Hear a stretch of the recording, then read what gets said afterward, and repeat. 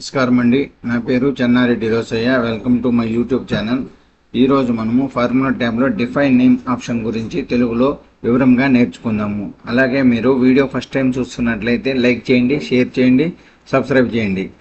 అదేవిధంగా define name option గురించి తెలుగులో నేర్చుకోవాలనుకుంటే వీడియో చివరి వరకు చూడండి. ఇక్కడ నేను ఇద్దరు స్టూడెంట్స్ ఇచ్చాను, వాళ్ళ మార్క్స్ ఇచ్చాను. దీన్ని సమ్ ఫంక్షన్ ద్వారా చేస్తాము. మనం టోటల్ చేయాలంటే సమ్ ఫంక్షన్ ఉపయోగిస్తాము.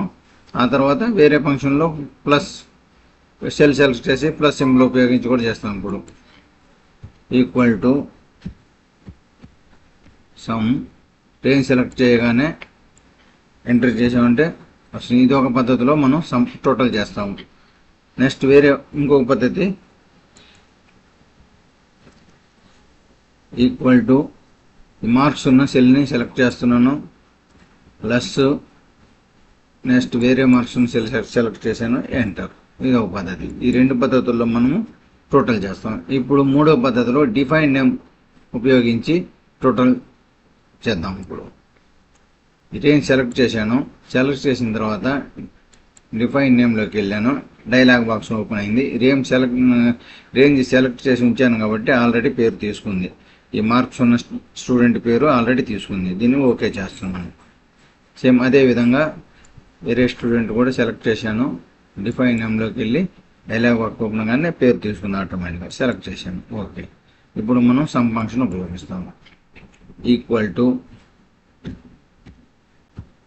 సమ్ రేంజ్ సెలెక్ట్ చేయగానే పేరు వస్తుంది. ఇప్పుడు ఈ రేంజ్ సెలెక్ట్ చేయగానే ఈ స్టూడెంట్ పేరు వచ్చింది. ఎందుకంటే మనం ఈ మార్క్స్కి ఈ స్టూడెంట్ పేరుని సెలెక్ట్ చేసి సెట్ చేసి పెట్టాము. అందువల్ల ఆటోమేటిక్ పేరు తీసుకుంది. పేరు తీసుకోగానే మనం ఎంటర్ చేసామంటే మార్క్స్ వస్తుంది. ఈ విధంగా టోటల్ చేయొచ్చు డిఫైన్ నేమ్ పద్ధతిలో. నెక్స్ట్ యావరేజ్ ఫంక్షన్ కూడా మనం చేసుకోవచ్చు. యావరేజ్ రేంజ్ సెలెక్ట్ చేయగానే పేరు తీసుకుంటుంది, ఎంటర్. మార్క్స్ 66.5 యావరేజ్ కూడా వచ్చింది. సేమ్ అదేవిధంగా మ్యాక్సిమం మినిమం ఫంక్షన్స్ కూడా మనము చేసుకోవచ్చు. మ్యాక్సిమం ఫంక్షన్ వచ్చేస్తున్నాను, రేంజ్ సెలెక్ట్ చేస్తున్నాను, ఈక్వల్ టు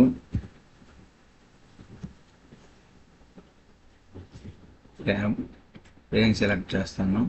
రేంజ్ సెలెక్ట్ చేయగానే ఈ మార్క్స్ ఉన్న స్టూడెంట్ పేరు ఆటోమేటిక్గా తీసుకుంది. ఎందుకంటే మనం ఆ విధంగా సెట్ చేసి పెట్టాము. ఎంటర్ చేసామంటే యావరేజ్ మ్యాక్సిమం ఫంక్షన్ వచ్చింది. Maximum 85 marks. అదేవిధంగా minimum equal to MIN minimum tab range select చేయగానే సురేష్ పేరు వచ్చింది, ఎంటర్. ఈ విధంగా డిఫైన్ పద్ధతిలో sum function, average, maximum, minimum functions చేయొచ్చు. దీన్ని మళ్ళీ మనము ఈ డిఫైన్ పేరు సెలెక్ట్ చేసి ఉంచాము రేంజ్కి. దీన్ని తీసేయాలంటే ఈ నేమ్ మేనేజర్లోకి వెళ్ళంగానే డైలాగ్ బాక్స్ ఓపెన్ అయింది. దీంట్లో ఆల్రెడీ చూపిస్తూ ఉంది స్టూడెంట్ మార్క్స్. దీన్ని సెలెక్ట్ చేసుకొని డిలీట్ ఆప్షన్లోకి వెళ్ళమంటే డిలీట్, క్లోజ్ అయిపోయింది. సేమ్ అదేవిధంగా ఈ విధంగా